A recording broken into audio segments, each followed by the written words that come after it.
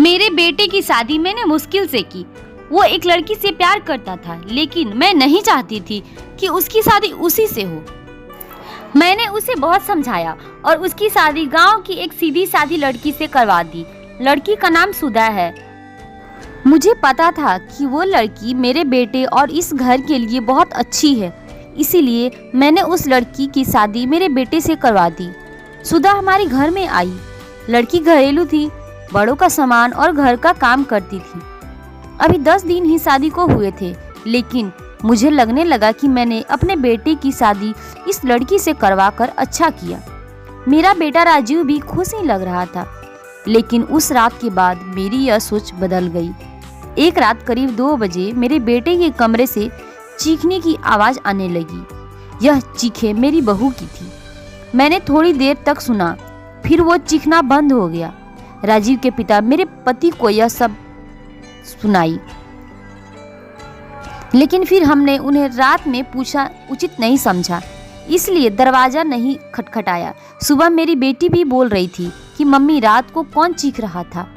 मैंने उसकी बात काट दी, कहा कि कोई नहीं, शायद कोई बाहर से चीख रहा था। मेरी बहू का स्वभाव उस दिन से बदल गया। वह चुप थी सारा दिन। मैंने सोचा शायद पति पत्नी के बीच की कोई बात होगी, इसीलिए मैंने कुछ पूछा नहीं। अगले रात फिर 2 बजे वही हुआ। मेरे बेटे के कमरे से फिर चीखने और रोने की आवाज़ आने लगी। इस रात वो आवाज़ करीब 10 मिनट तक चली। मेरी बेटी उठ गई और उसने हमारे कमरे का दरवाज़ा बजाया। मैंने दरवाज़ा खोला, देखा तो वो बहुत डरी हुई थी। बोली, मम्मी यह क्या है? भाभी रोज रात को रोती और चीखती क्यों है? क्या होता है? कमरे के अंदर चलो, अभी दरवाज़ा खुलवाते हैं। मैं दरवाजे के पास जाने लगी तो मेरे पति ने मुझे रोक लिया। कहा कि रुको, अभी बात मत करो, कल सुबह दोनों से बात करेंगे।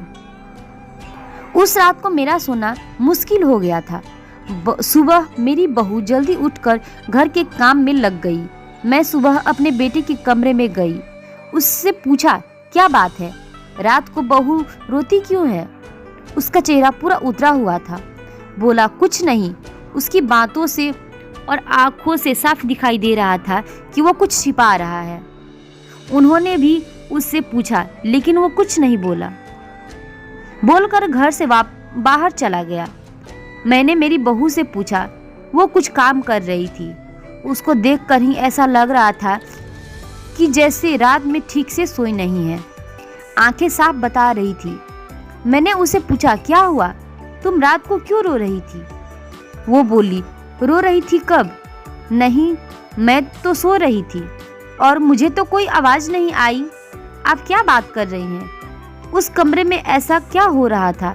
यह बात या तो मेरी बहू जानती थी या बेटा, लेकिन दोनों ही कुछ नहीं बता रहे थे। पर दोनों के चेहरे से साफ पता चल रहा था कि कुछ है जो यह दोनों छिपा रहे हैं, लेकिन क्या? अब जब भी रात आती मुझे नींद ही नहीं आती, क्योंकि आधी रात को फिर वही होता। बहू जोर से चीखती और रोती। मेरे मन में कई सवाल थे, क्या होता है उस कमरे में? फिर एक रात करीब 2 बजे मेरे घर में वो हुआ जो मैं सोचा भी नहीं थी। मेरी बहू रात को कमरे से बाहर आ गई। उसके कपड़े कहीं भी जा रहे थे। उसे कुछ होश ही नहीं था। बाल खुले थे और वो घर के चौक में आकर बैठ गई। जोर से चीखने और रोने लगी।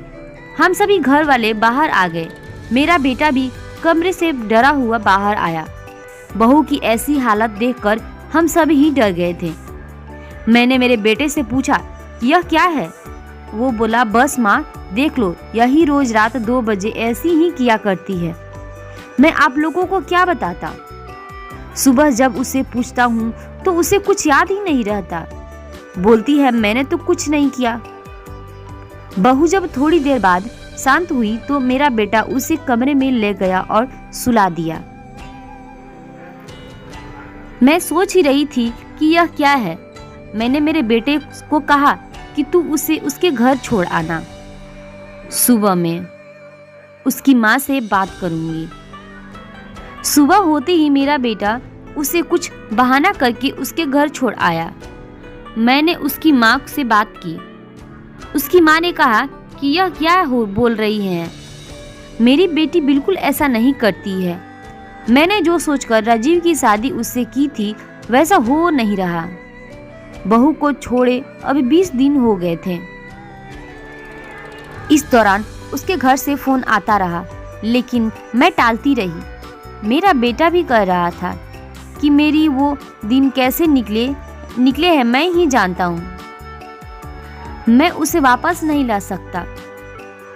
कहीं उसने मेरी जान ले ली तो क्या करोगी। मैंने उस पर फिर ज्यादा दबाव नहीं डाला, पर मैं अपने आप को कोस रही थी कि मैंने अपने बेटे की शादी उस लड़की से क्यों करवा दी। अब मेरे घर में कोई नहीं चाहता था कि वो वापस आए। इन्हीं सब बातों में 3 महीने निकल गए। फिर एक दिन अचानक ही मेरी बहू अपने सामान के साथ वापस मेरे घर आ गई। वो आते ही मुझे कहती है, माँ जी, मैं जानती हूँ कि आप मेरे बारे में क्या सोच रही हैं, लेकिन सच क्या है यह आपको पता नहीं। उसकी बातों से मुझे लगा कि कुछ है जो वो बताना चाहती है। मेरा बेटा घर आया और उसे देखकर गुस्सा हो गया। कहा, यह यहाँ वापस आ गई। मैं अब यहाँ इस घर में नहीं रह सकता, मैं जा रहा हूँ। मेरी बहू ने उसी समय कहा, क्यों, सच सामने आ जाएगा इसीलिए डर रहे हैं? बताइए सबको सच क्या है। मैं उस तरह से क्यों किया करती थी? बेटा बोला कि क्या सच? सच यह है कि तुम पागल हो और रोज रात उस तरह से करती हो। बहू बोली कि माँ जी, आज अगर सबसे ज्यादा दुखी और परेशान है तो वो और कोई नहीं, मैं हूँ। मैंने अपने पति की बात मानी, उन पर विश्वास किया। मैंने कहा, तुम क्या कहना चाहती हो? फिर मेरी बहू ने जो बताया उसे सुनकर मेरे पैरों तले जमीन खिसक गई। वो बोली कि आपके बेटे ने मुझे पहली रात से यह नाटक करने को कहा था, लेकिन मैंने नहीं माना।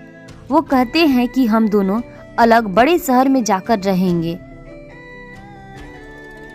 उनको कहा, अगर ऐसे मेरे घर वाले मुझे नहीं छोड़ेंगे, लेकिन तुम इस तरह का नाटक करोगी तो वो डर जाएंगे और फिर हम अलग रहेंगे।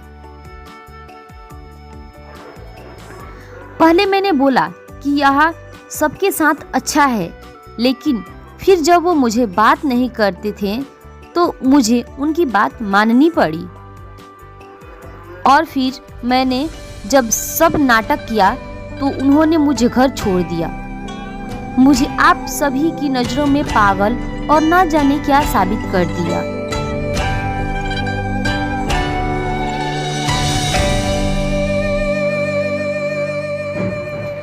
उसके बाद मेरा फोन भी नहीं उठा रहे। मैं उनका वहाँ मेरे घर का इंतजार कर रही, लेकिन वो नहीं आए। मैं समझ गई कि उन्होंने मुझे बेवकूफ़ बनाया है, मुझसे झूठ बोला है। यह मुझे अपनी जिंदगी से भगाना चाहते थे। मैं इस बात को समझ गई। अब मैं खुद ही इनसे दूर चली जाऊंगी, लेकिन मैं चाहती थी कि सच आप सभी के सामने आ जाए। मुझे बहू की बातों पर पूरा विश्वास हो गया था। मेरा बेटा बोला, तुम्हें इसे रखना है तो रखो, मेरी शादी तुमने उसे नहीं होने दी जिसे मैं चाहता था, और इस गांव की लड़की से करवा दी। मैं चाहता था कि यह भी यहाँ से चली जाए। तुम परेशान हो, सोचो कि यह मैंने क्या किया। अब भी मैं इसे अपनी पत्नी नहीं मानता। मैंने मेरे बेटों को कहा कि बेटा, तुझे इस घर में रहना है या नहीं, इसका फैसला तू कर ले। मेरी बहू इस घर में ही रहेगी, और जो इसे इसका हक और इज्जत नहीं देगा वो इस घर में नहीं रह सकता। तो इस तरह की साजिश कर सकता है,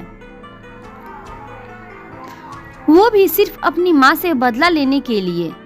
एक भोली लड़की को कुछ भी करने को कह सकता है। पर बेटा, जरा तू सोच, तूने इसे जो करने को कहा इसने किया। अपने बारे में और किसी के बारे में कुछ नहीं सोचा, सिर्फ तेरा सोच ऐसी पत्नी कहाँ मिलेगी। तू बहुत बड़ा अभागा है जो इस लड़की को छोड़ेगा। मैं बहुत खुश थी, मैंने अपने बेटे के लिए हीरा चुना था, लेकिन शायद मेरा बेटा ही उसके लायक नहीं था। मैंने मेरी बहू को प्यार से गले लगाया। मेरा बेटा भी कहीं नहीं गया। थोड़े समय तक जरूर नाराज रहा, लेकिन मुझे पता था उस लड़की से कोई प्यार किए बिना कैसे रह सकता था। आखिर धीरे धीरे सब ठीक होने लगा।